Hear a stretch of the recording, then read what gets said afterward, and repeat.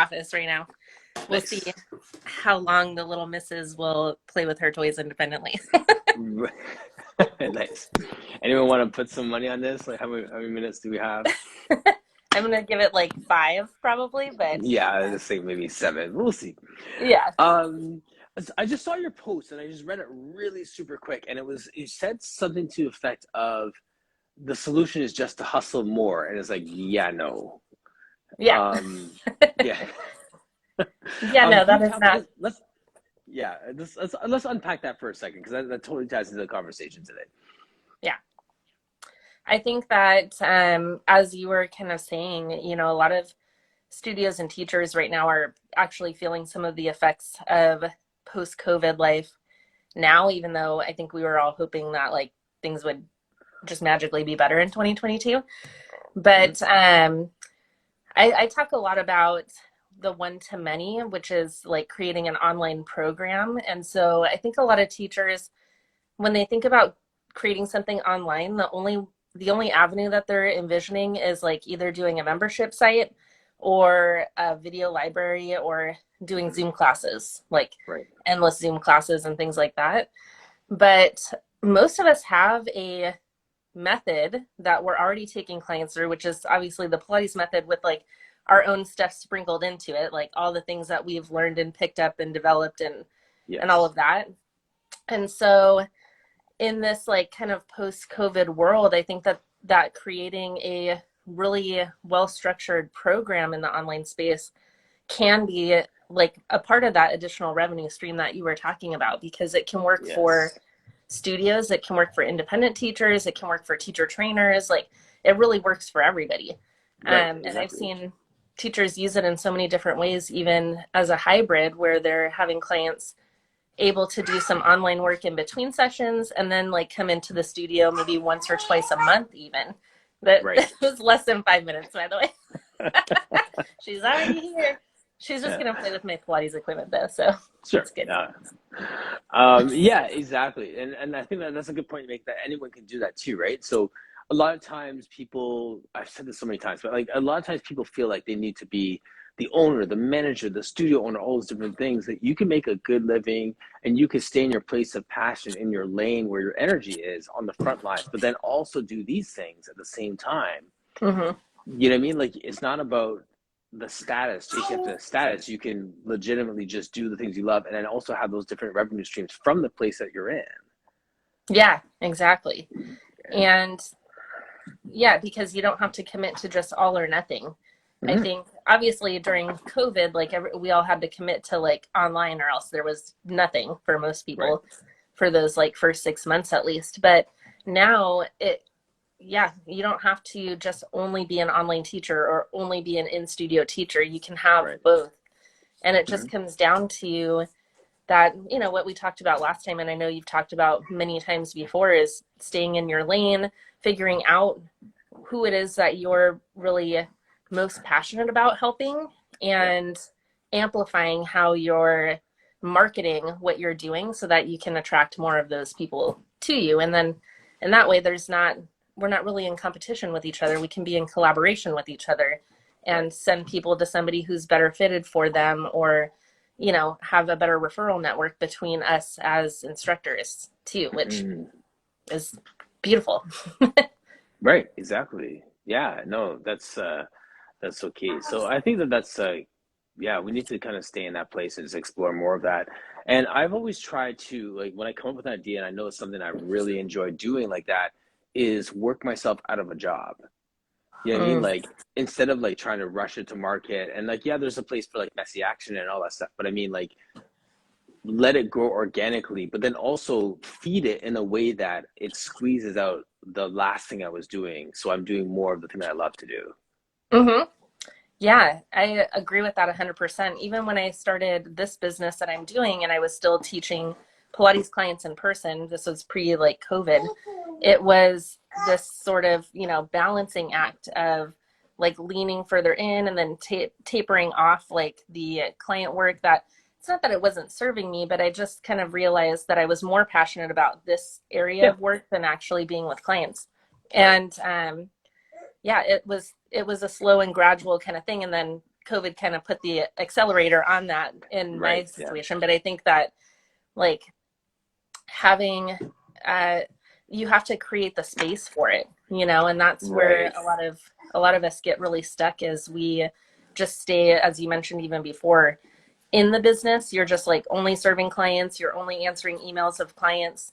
And when you're wanting to create something new, you've got to create the space for it, and you've got to prioritize your time, because we all have Yes. the same 24 hours in a day. Hmm. And Right. I figured out that I could like have like an 8 hour long morning routine because I'm like the kind of person that just likes to try to be alone as much as possible. But Yes. I can't prioritize that right now in this age of my life. And Yes. even in my business too, at the moment, I'm the primary caregiver, obviously, for this little one. So I get 2 hours a day to like get everything done. That's like be with my clients, Yes. serve them, come up with marketing stuff, like all of that. Right. So you just have to figure out what it is that you really want, and then put that at the priority and let the other things come secondary to that. Sure. She's waving at Yes. you. Hi. Um, uh, oh, oh, I thought she was getting here. Yeah, and it's so funny, right? Because like I was gonna say, like yesterday with Michelle here, we didn't get to it in the conversation because they kind of flowed in a different way. But your stage of life and her stage of life are two different things. Like she has older kids, what I mean, that sort of thing. So, like, what does that look like at each person's respective stage of life? Is something that I think we need to give more airtime to, because our expectations get thrown off by that as well, right? Because like everything that you said is good on paper, but when she cries and then you don't have that 2 hours to get it done today, Right. that's totally different than someone else who has, a full-time job and has like from 7 p.m. till 11 p.m. to get stuff done. So, yeah. Yeah. And I think giving ourselves grace is like the key to that, right? Because Hmm. I'm certainly in my business not in any kind of like growth place at the moment because of like just schedule and everything. And so I'm in like a maintenance sort of Yeah. place in business. And so when we're thinking about like how much time we have and all of that, that obviously is going to come into consideration with it. And I think that's why having that kind of ramp where you're not just going like, all right, I'm just going to pull the plug on everything I'm doing and go Yeah. all in And on just, this one thing, yeah. unless you have a very high risk tolerance, which some people do, right? Right. Um, and that might work, but for most of us, we have to kind of like figure out like, okay, how do I ramp this one thing up while I'm tapering off this other thing, and do it Yes. without like overwhelming myself and completely For losing sure. like any time Yeah. for me. Absolutely. Yeah. And there's that organic growth of all those things too, where you can be like, okay, these things are all just in this maintenance mode, but if I have to suddenly pour all my energy to this, there's a Hmm. foundation laid already. So we can launch off of that, right? So Yeah, exactly. all good stuff. All right. I'm not gonna keep you any longer because I know that your attention is needed somewhere else. Yeah, we'll hop Um out. yes.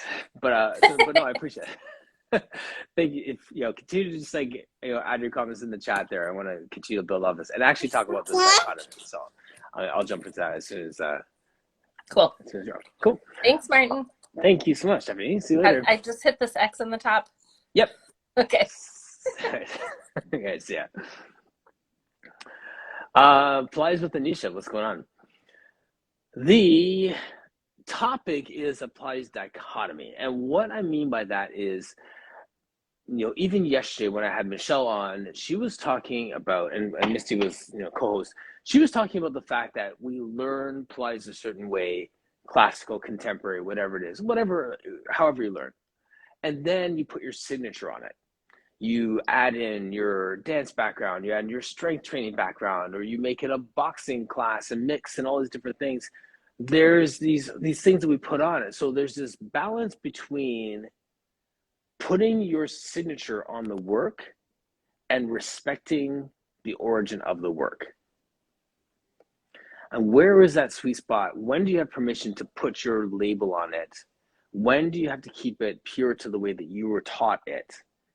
And where is that middle spot? So there's a dichotomy between like teaching the way you were taught and just putting your signature on it. That's the first kind of dichotomy that I want to spend a second on. Alexandra, what's going on? What's your thoughts on that? At what point, if you're a teacher trainer and you're out in the world, do you keep it pure to the way that you were taught? It doesn't matter which way you're taught. Just keep it pure to the way you're taught, as opposed to just putting your signature on it and just sprinkling in, adding all your stuff in there and just do it your own way. Where do you lie with that? How much of it do you keep pure and how much of it do you put your signature on it?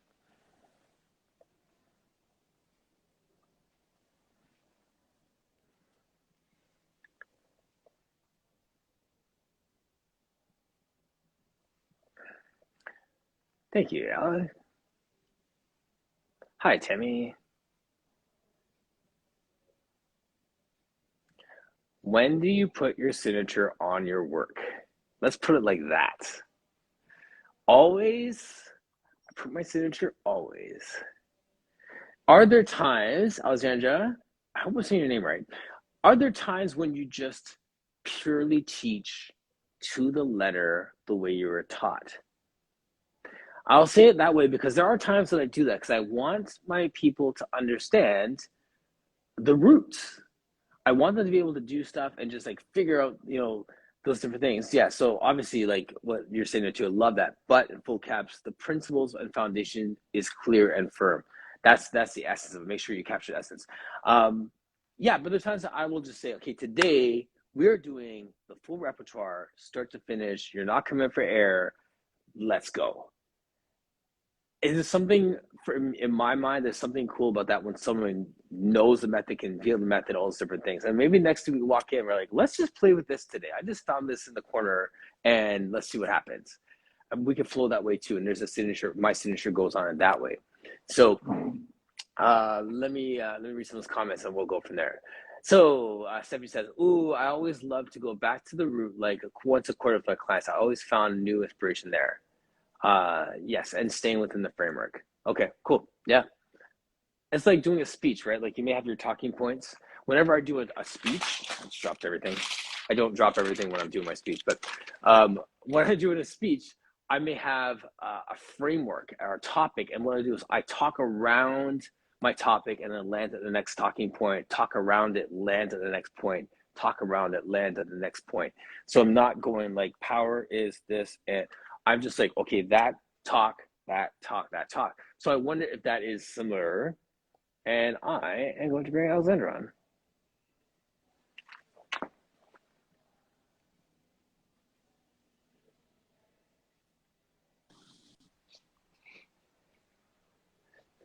Hey.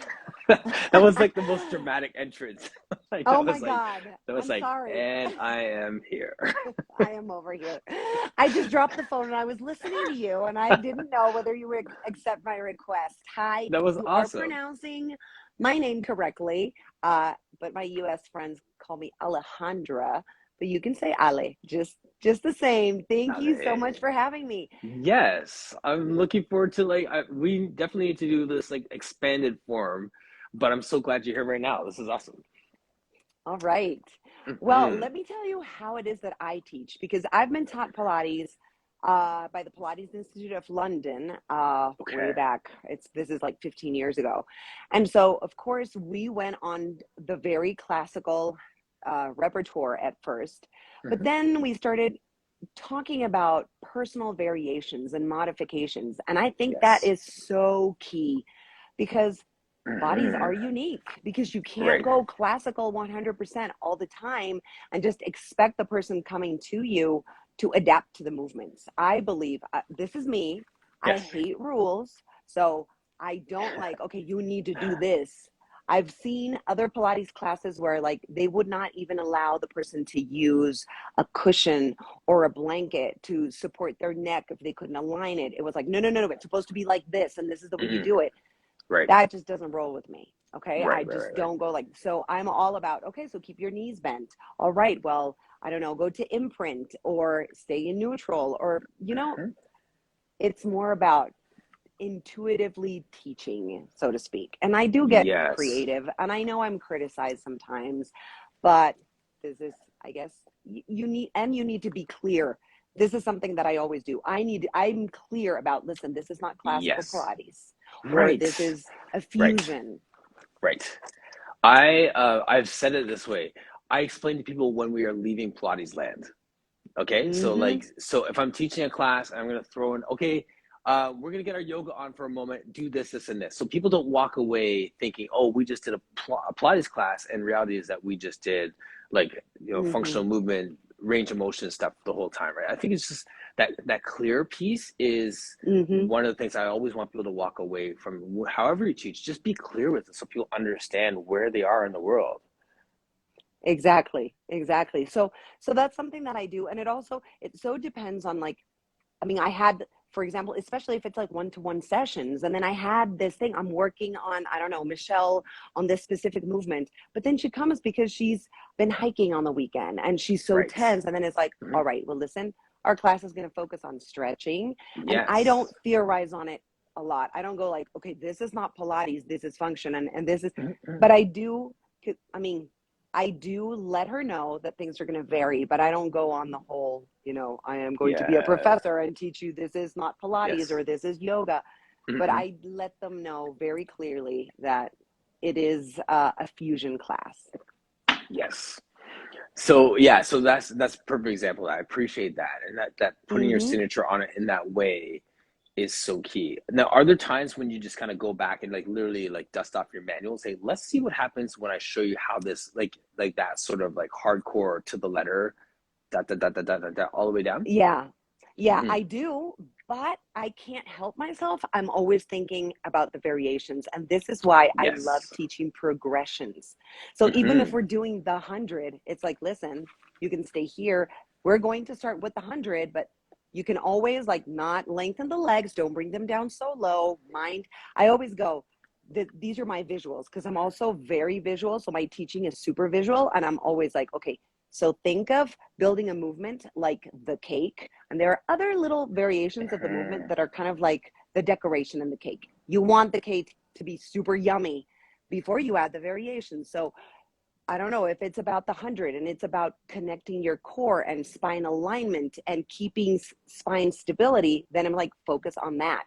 And whether Yes. your head goes up, your shoulders go up, or I don't know, you lower your legs, those are going to be like the decorations on the cake. But how is your cake Perfect. doing? This is always what I say. Yeah, exactly. That's exactly it. Like like the intent of the exercise is more important than the aesthetics of the exercise, right? Mhm. Mhm. And from my personal training like world, I always say that it's like it's a cheap gift to make an exercise harder, right? Like I mean, Mhm. Yeah. how do we regress exercises? How do we find different ways for people to find the work within the exercise instead of just throwing another variation at them?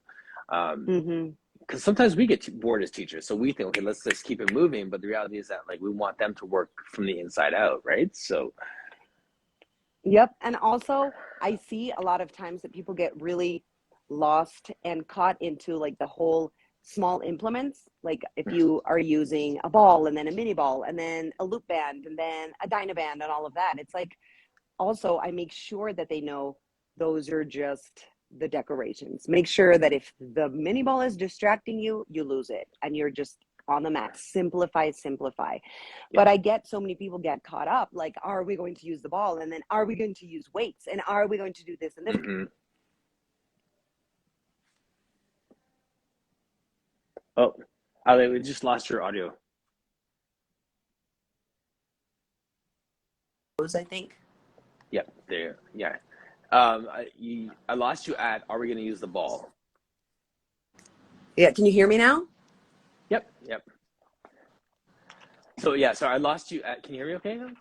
No, no, no, we're good. Yeah, for some Okay, reason cool. you got out of my headphones, but I can hear you Um, fine. okay, cool. Yeah, so you were saying I lost you at the ball, like the ball or whatever. Are we going to use the ball today, sort of thing, right? So Yeah. people get caught up with like with the props and the frills of it. Exactly, Yep. exactly. So this is something I always say. I mean, even though that may make it a more marketable class, when you say, "Oh, I'm going to be using this Right. and that," then it's really important that they understand why we're adding the props, Hmm. why we're adding the little frills, and why it's okay to not add them. And some in some days, I don't know, where you can't really focus on your For movement sure. and the core. That's I mean, like, that's one of those things where as a personal trainer, I'm like, you got to own your body weight. Like, I mean, like, it's nice that we have a Cybex 3000 and treadmills and stuff like that, but you go in any gym, your top trainers are in the corner with body weight and a resistance band, and like they're not using all of them. And I'm not hating on machines, but there's something about understanding your body first before extending that with other things, right? So, Hmm. um, it's just like our Pilates work, right? The reformer is great, but like people hate the mat work sometimes because it's not guiding them in the way that, there's no help there. There's nowhere to hide. So, Yeah, yeah. I see that a lot here. And what happens, at least over here, where I'm connecting with you from Bolivia, FYI. oh, And one of the amazing. things that I guess this is global, you get to charge more for equipment classes. I mean, Hmm. people expect, all right, if I'm going to be paying this for Pilates, then I better get the Come good on stuff. now. And then Right.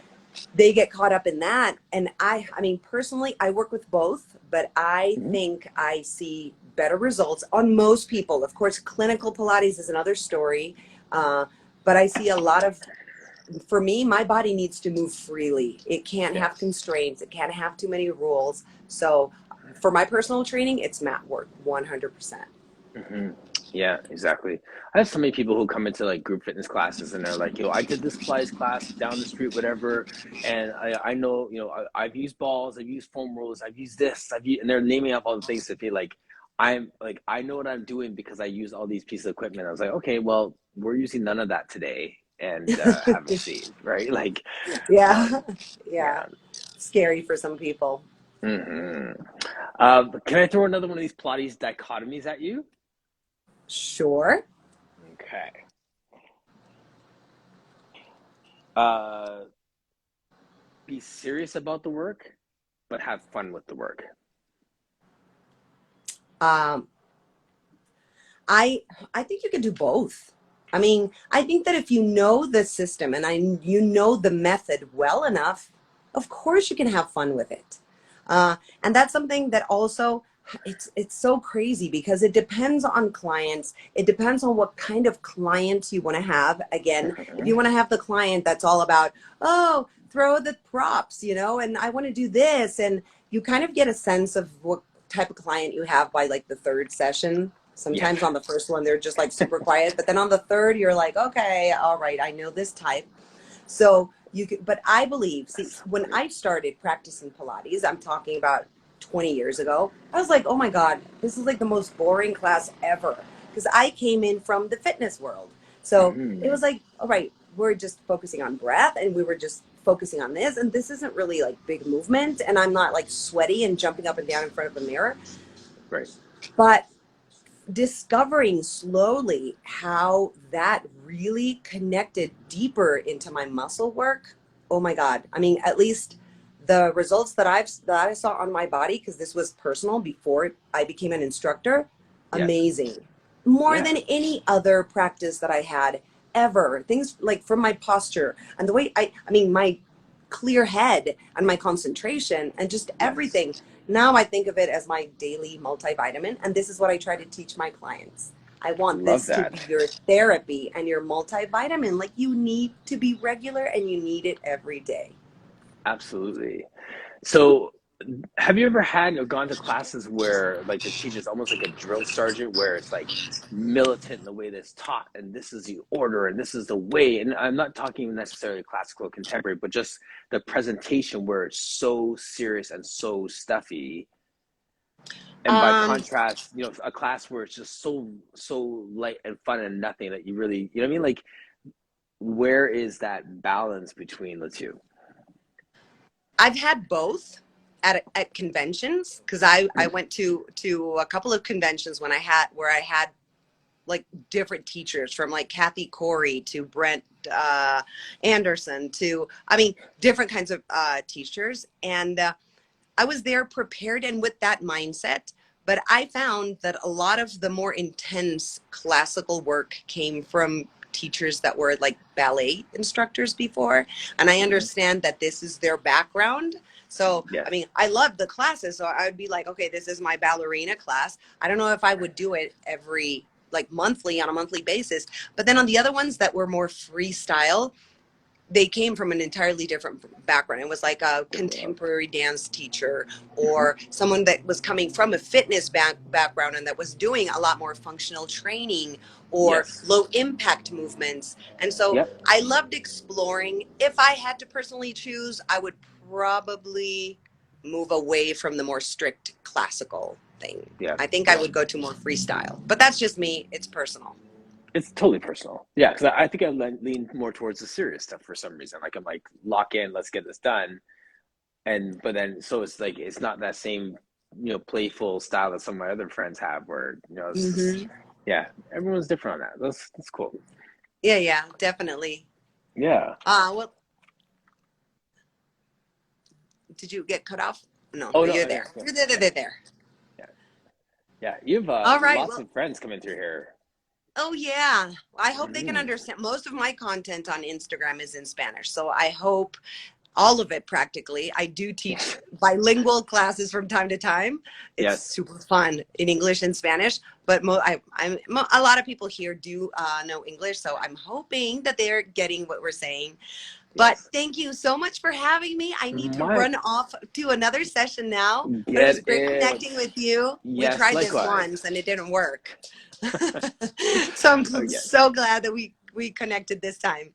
Yes. Thanks so much. I'll message you afterwards and we'll find a time to do a full chat. Awesome. I would love to. Have a great Okay. day. Thanks again, Alex. Take Take care. care. Ciao. Bye bye. Bye. Just hit the X in the top corner and Yeah, I don't get the X. I get everyone's comments here. top right corner. Top right corner, I don't get an X. Every time I tap that, I get everyone like who is connected. Hmm. Oh, let me see. Can you out me? Maybe? I know. If I do, then it ends the whole feed. So Hmm. Well, no, that just no. shuts down the camera. Okay. That's So not top. See, it says I beside where it says see live, yours. Right. and then there you got it. And we're out. Nice. Cool. So that serious and have fun conversation is the one that we've taught. Yes, you got it. Nice. Is one that we've talked about in the past too. Like I mean, like I just think back to just when I was learning to work and just being so focused on just getting it right and being good at being efficient and getting people where I need them to get to in space and like you tie yourself up so tightly to make sure that people move. And then after a while, you kind of relax into it and be like, okay, I can make mistakes out here and no one's going to die. And we'll be just fine. Or if I mess up my cue, like we can just laugh it off or whatever, right? So that having fun part is more about me being less afraid about messing things up as opposed to it actually being so serious or so right sort of thing. You know what I mean? So I don't know for those of you in the chat, if that's your experience too, but like there's a sense of you see all these other teachers who like they're just so slick and their cues are so sharp and everything moves and the class just flows, and then you're fumbling around trying to get no, not like that. Okay, wait, like that. Okay, you know what? Let me get down there and just demonstrate it for you because my words didn't work. That sort of thing. That's what I was talking about. That's just me. Anyone else like that?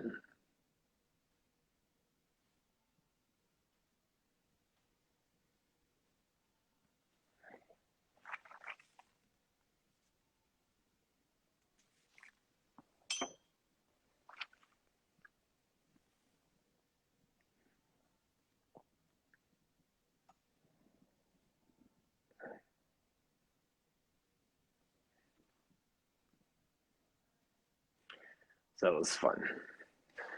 All right, so we're back at it tomorrow, everybody. And I can't remember who my guest is. I do have someone I got to send a poster for. Um, but I just wanted to talk about that today and just piggybacking off the conversation around signatures and how we present the work. Shout out to Michelle, to Misty, for those of you who joined us yesterday. Thank you, Ali, for all that you do, and looking forward to our chat. having Bolivia in the room today was amazing. All right. All right, party people, we are out. Thank you for joining us today. See you tomorrow again, 10 o'clock here Eastern Standard Time for Core Conversations. Peace out.